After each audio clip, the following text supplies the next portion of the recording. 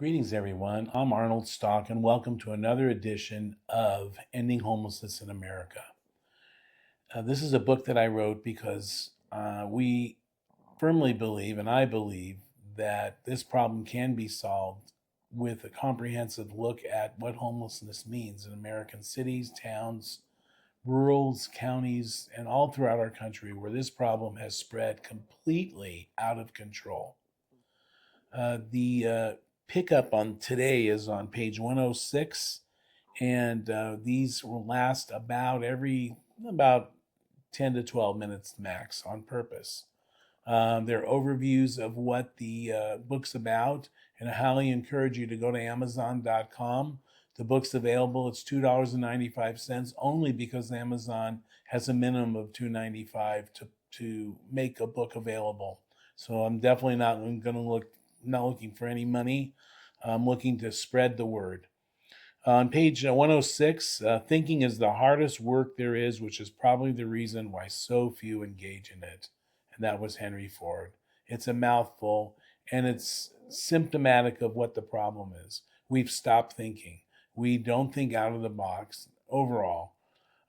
We have accepted the status quo that there's always going to be homeless people around, and there's never a reason that we in the United States of America should allow someone to sleep out on the street, to sleep in hillsides, in cars, in sewage tunnels, on the embankments where railroads go. There's no reason for it.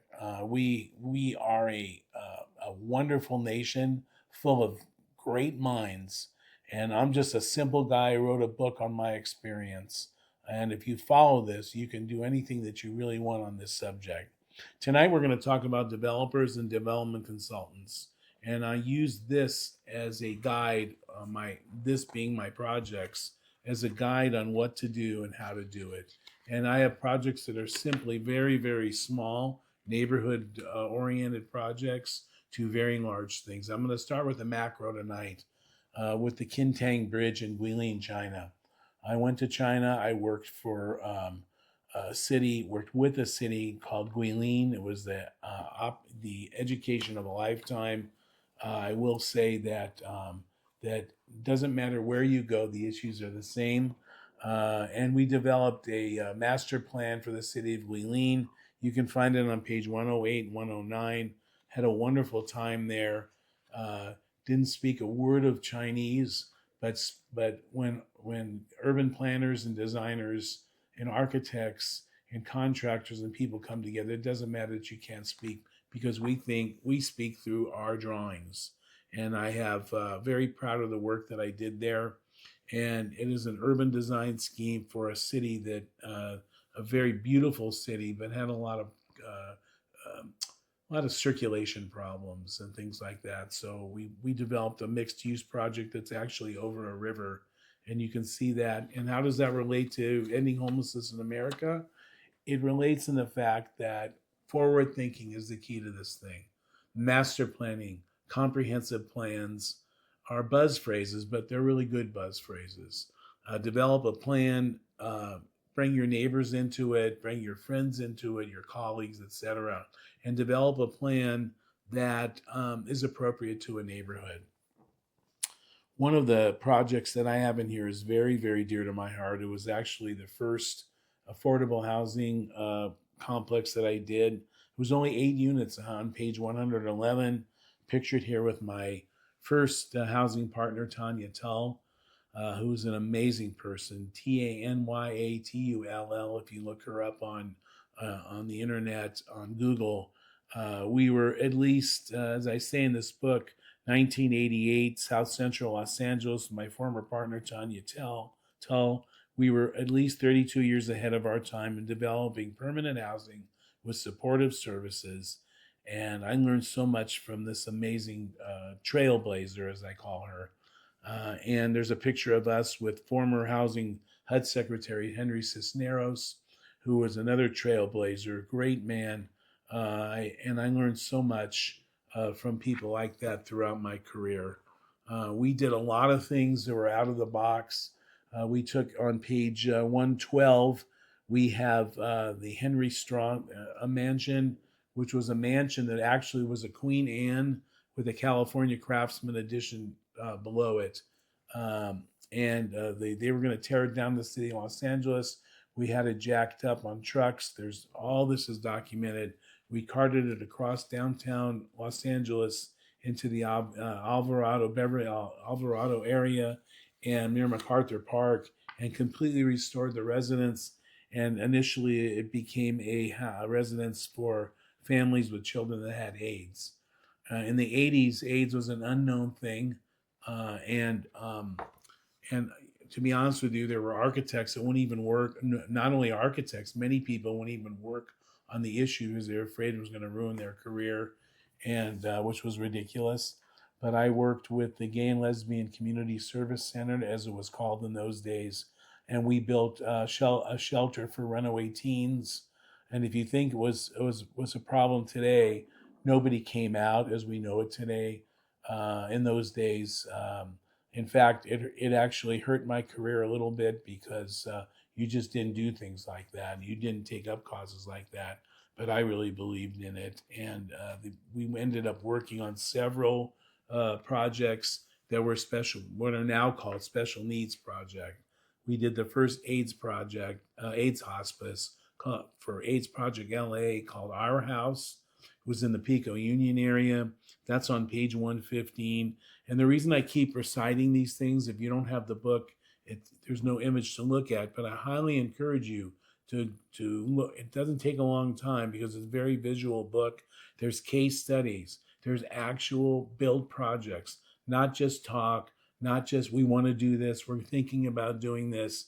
And by the way, we can't spend our money, we can't spend our way out of this problem.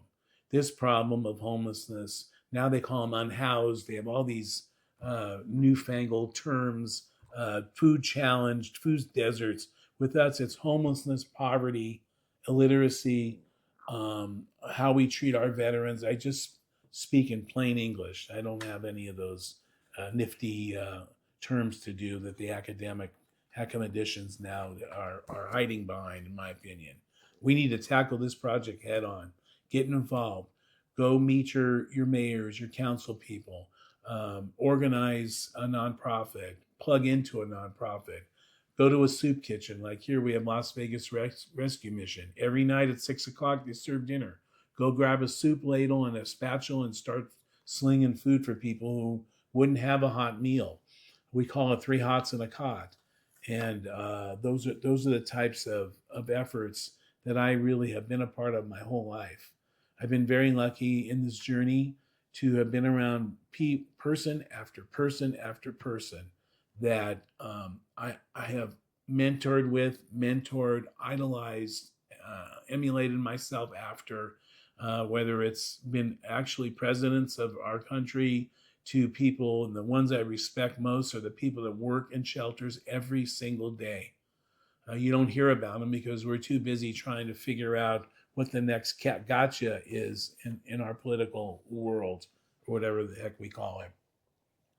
But there are so many great Americans that help people, whether they're seniors, veterans, families, individuals, people that struggle with HIV and the AIDS virus, people that can't find a job.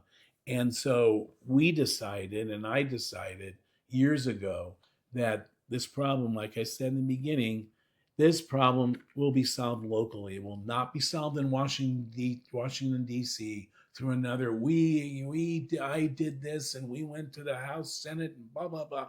It's solved with people helping people, neighbors helping neighbors. Today, we had a food pantry. There was hundreds of people served in a respectful manner. People got bags of groceries. They're hungry. And let me tell you something. People don't get in food lines just to get money. People get in food lines because they're hungry. Now with all these safeguards, you don't have the people showing up, and the people who don't like what we do love to tell some newfangled story about how somebody pulled up in a Cadillac and filled their car up. Some people may do that, and God bless them. They're doing it for a reason. but I've been at this long enough in the last 50 years to know that that being homeless is one of the most humiliating things that anybody could ever go through. I've had people that we've helped, glorious stories, really challenging stories. I've had people die in my arms from drug overdoses. I understand this problem and I understand it very well. So those types of things is how and how I encourage you to look up ending homelessness in America.